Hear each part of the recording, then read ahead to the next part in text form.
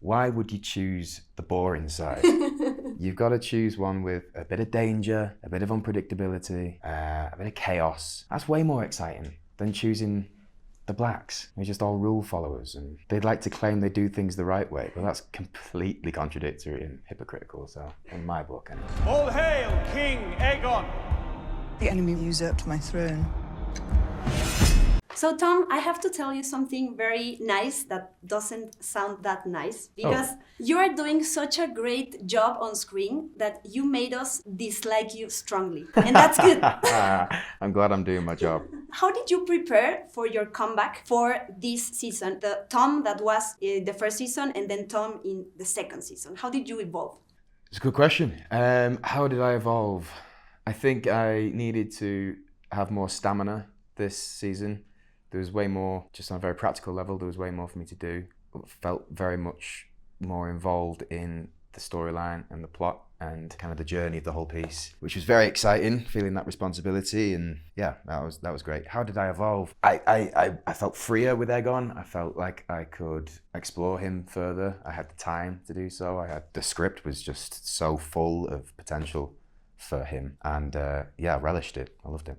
Why would you say we have to support Team Green? I'm not going to tell you have to do anything. For me, I feel like, why would you choose the boring side?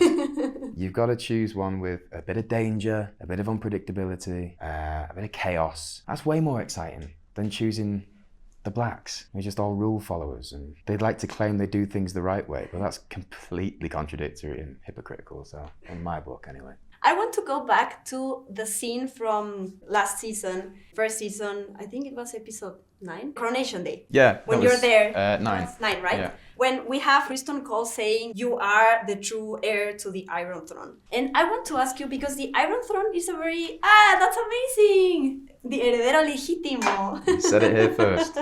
Because you are having the chance to be around this iconic Iron Throne. And I know a lot of things happened while you were there. Like, I think the crown was a little bit heavy and something with the cape. A lot of things were going on, and I want you to tell me about that. I mean, the whole day was so fun. I actually was really nervous for that day. For some reason, it felt like it was actually happening. You know, with all the crowd there was hundreds of people there, and all the soldiers with their swords in the air and making that procession down the aisle. It's quite a daunting thing, but I was looking forward to it. And then when it actually was happening, I remember the feeling. I got like hairs on the back of my neck, and my skin was tingling. It was, it felt electric. But no, it was, great fun. Now that you mentioned the swords and the crowns and all those props, is there anything material that you kept after the first season?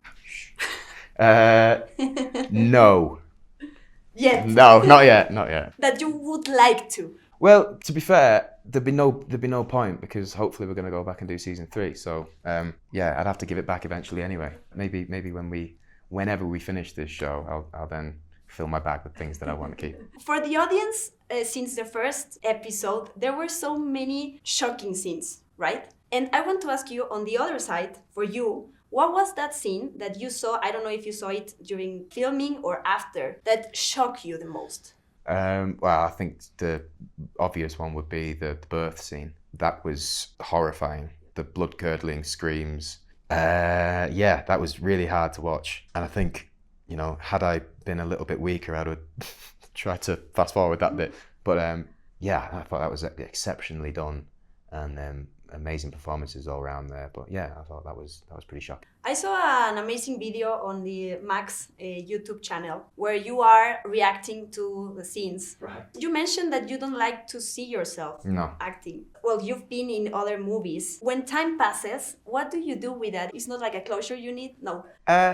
Not particularly. Okay. Some actors can do it, and I admire those people. I find it quite off-putting watching myself. I'll get very analytical, and I sort of second guess my choices down the line retrospectively.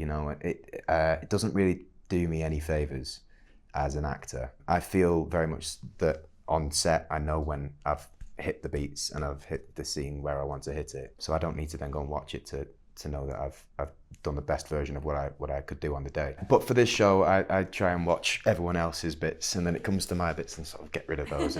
But yeah, I can't wait to see season 2 for everyone else's work, and how hard that the graft and the energy and the love, sweat, blood and tears that were gone into this show. Yeah, very exciting. Is there an episode without any spoilers that you are looking forward for people to watch and to see what the reaction is? Do you know what? Like something mad happens in all of them. Okay. So you're going to be spoiled this season. Wow. It's there's so much to happen. I'm so excited. Congratulations. Thank you. This is one of my favorite shows ever, and I love it. Good. It makes me so happy and angry at the same time. Yeah, that's amazing. I hope Thank you continue to hate Aegon. I do. Yeah. I do. Thank you so much for your time. Thanks.